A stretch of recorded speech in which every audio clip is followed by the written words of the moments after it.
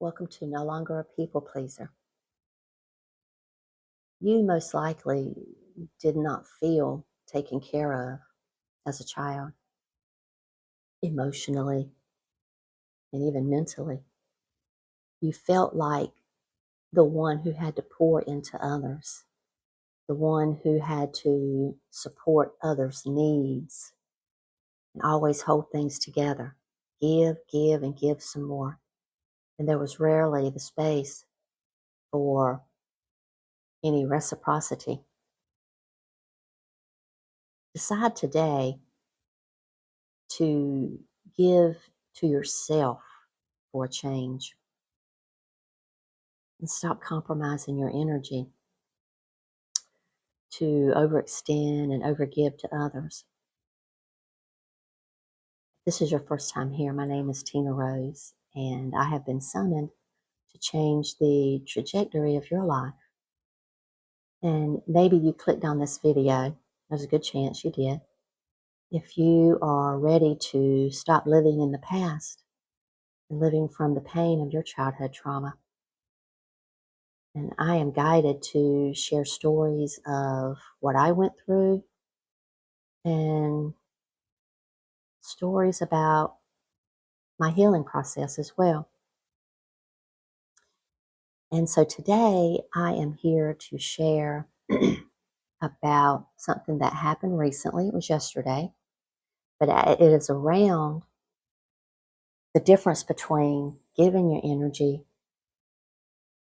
when someone is opening up to you or asking for your help and versus leaking your energy by giving yourself away and choosing to take care of them and their emotions rather than your own.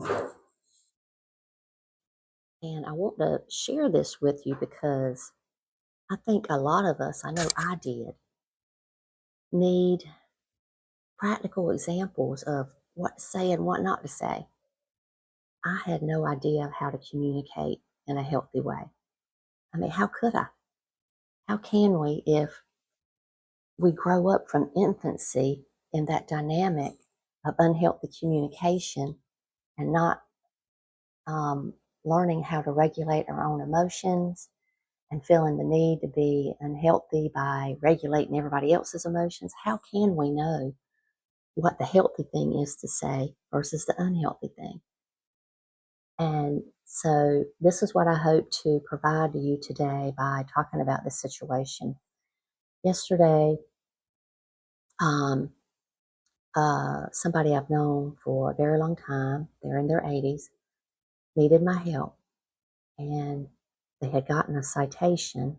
They were in a little accident in their vehicle, and they were having trouble. The report did not talk about where the vehicle was towed after the accident, and they also wanted to ask about paying online because that would be easier. They wanted to see if that would be easy to do instead of them having to run around and do that. So this is an example. I feel like that I keep hitting my microphone. Hopefully it's not messing up the sound too much.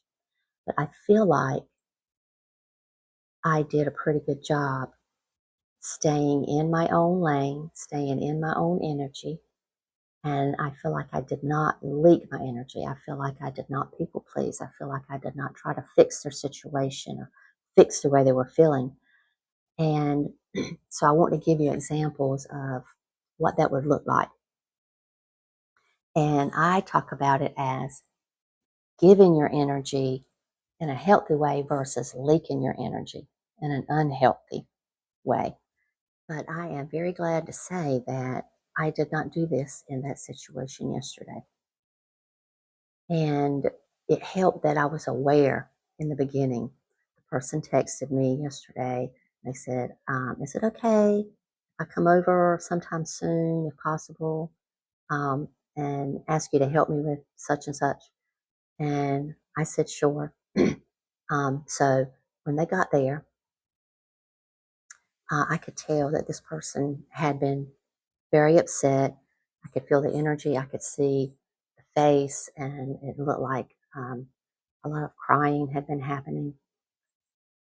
So I've sensed that right away. And just being aware, okay, I want to stay in my own lane. I don't want to give my energy away and my power away by people pleasing, taking care of somebody else's feelings. It's okay because when you give your energy from a healthy place, meaning you're stable in yourself, you're stable in your boundaries, you know your boundaries now, you know that you don't want to choose the other person over yourself and what you really need and want. So that awareness in itself is the first big step.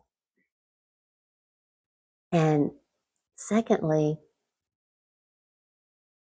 it was big for me to remind myself that this person has their own set of guides, the same way I do, the same way you do, the same way all of us have our own spirit team that helps and guides us. And so I trust that this person can hold their own experience, and I choose to meet them there. So that's how I stay in my own lane, by trusting that they are taken care of. Their guides are there to help them the same as mine were for me and are for me. So that's where I started from, awareness and trust that they can hold their own experience, and it helps a great deal. So this is what it looks like when you believe and trust that that person can hold their own experience. That means that we all get emotional. We all have our heavy emotions that we have to go through. And a lot of times you had to handle it by yourself, and you did. And we learn from them a lot of the times. It's all an opportunity to learn from it. So when this person was sitting across from me and they were asking for my help, I didn't volunteer to fix anything. I didn't volunteer to do anything without them asking. And then something was asked. For example, they were looking to um, pay online. Well, they needed me to do that part. They don't have a credit card. So I would have to use my credit card, and then they would reimburse me, which I felt confident that they would do. They have in the past for different things. And so that was fine. I knew they would reimburse me, but I didn't really want to have to do that. And so when I looked at the information up there, they had options. And one of the options was to mail in the payment. And I said, well, it would be easier if you mailed in the payment. You know, they said, what would be easier for me? And I said, well, it would be easier if you mailed in the payment instead of me paying it online and doing all that, getting the reimbursement. So that was the first way. I said no to that, paying it with my credit card and all. But that was the first step where I did not leak my energy. I was not being a people pleaser. And I chose me. So, and then the other part is you don't want to try and make them feel better. And this is what it can sound like. You don't have to say things to try and build them up. You know, well, you always do such a good job trying to take care of your own things. You know, this is what I would have said in the past. And you're such an amazing person. And maybe if you do this, maybe if you do that, you'll feel better. Maybe if you do this over here, the whole thing will be easier for you. I didn't volunteer any how to fix anything or how to feel better.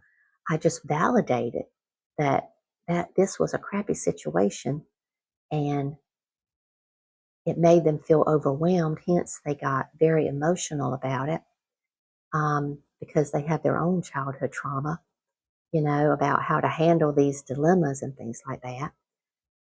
But I did feel So I stood strong in all of that. I didn't, and used to, I would say it like another thing where I leak my energy. I would say, um, you call me. I'm going to do this for you right after you leave, and blah, blah, blah, blah, blah. I'm going to do this. I'm going to do that. And you call me anytime, even if I'm asleep, you call me.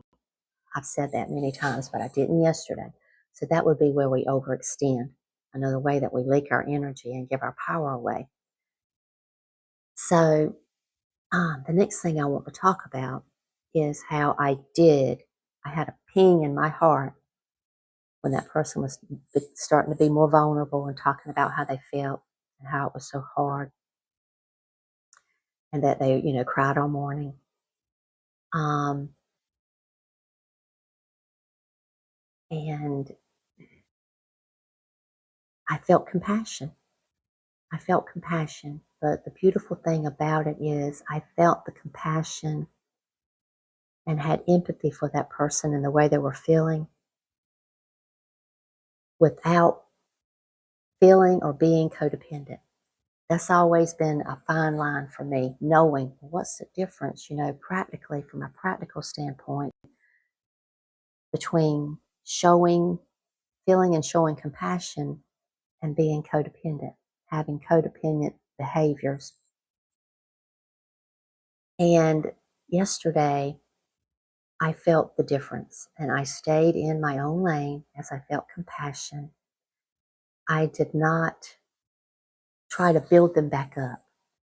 I didn't try to tell them what a good person they were, how strong they were. I just validated that those are heavy emotions.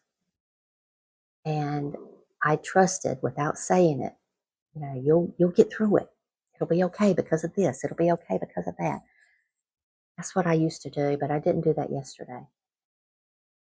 And I had confidence in the person's own ability to manage their own emotions, to manage their own situation. And it's okay to ask for help. It was okay for that person to ask me for help.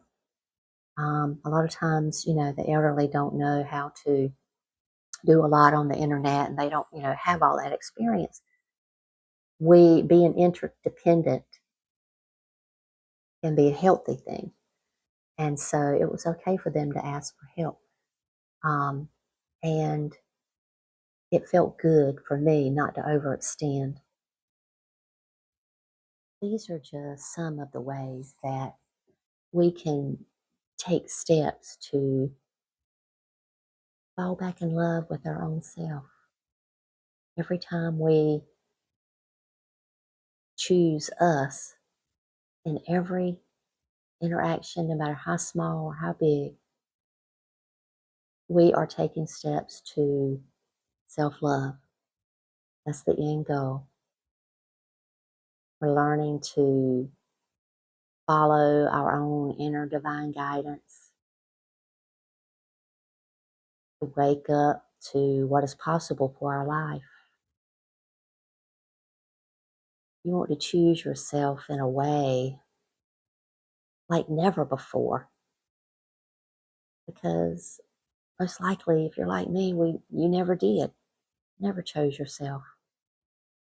You want to stop overgiving and pour back into your own life, your own true nature.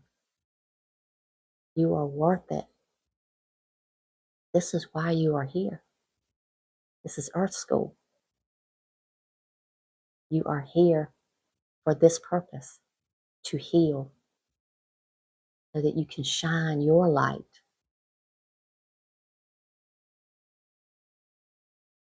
which is important, needed,